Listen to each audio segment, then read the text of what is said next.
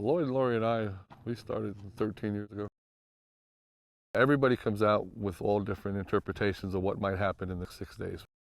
Singing songs, fighting in bars, I mean, but when they leave on Saturday, they've been through a hardship, sleeping on the ground, eating outside, working 12 hours, not being comfortable, sometimes being soaking wet for 4 days, thinking you're going to die on the side of this mountain. The respect and the appreciation these people have after the 6 days for the horses, that these horses can carry them through the terrain, the heat, the rocks, the straight up and down, the sore muscles, the sore feet. There's a bond both ways. These horses know that when we're in trouble, I'll help to get them out. And I've received that the other way. These horses will do more than most to get us back home. We're all looking for that one day we go back in the trailer and go back home.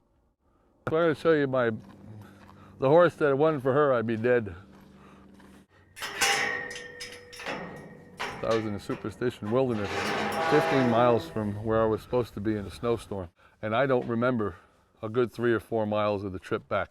And they said I was hypothermic, I was about froze out. I was unconscious on her. And had she had given up, I wouldn't be standing here today. The best compliment I could pay a horse is that he's an honest horse. And that means when the pressure's on, he's going to try. And that's the most I can expect out of a horse, is that he's just going to try. This is my #1 mount right now.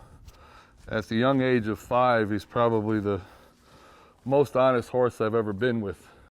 The partnership thing is important. You're not looking for a slave, you're looking for a partner. If you look for a slave or a master-servant relationship, you're not going to have something that's going to work with you when the pressure's on, because they're going to come on inadvertently when you don't want them to happen. You're going to go on a trail ride, everything's been fine in the arena, and your horse is going to spook. So our method here is to slowly and quietly put on pressure to see how the horses react to it. Help the riders through the pressure situations, and they become a better team. This horse thinks I'm nuts. I do things to this guy that people would never consider doing to a horse. But he understands that his job is to be patient and relaxed, and when he is patient and relaxed, so far nothing bad has ever happened to him. I might someday want to sell this horse to a kid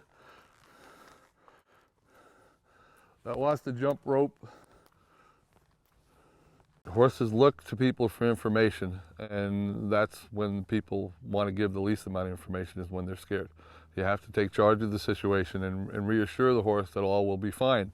And it's an intimidating thing to do in the beginning, to be comfortable on a horse when it's starting to become agitated. But the only thing you do by getting as nervous as the horse is that you make the situation a lot worse. You never know when somebody's going to drop something. A slicker is going to fly off a saddle. Somebody's going to knock over something. Something's going to fly out of the air.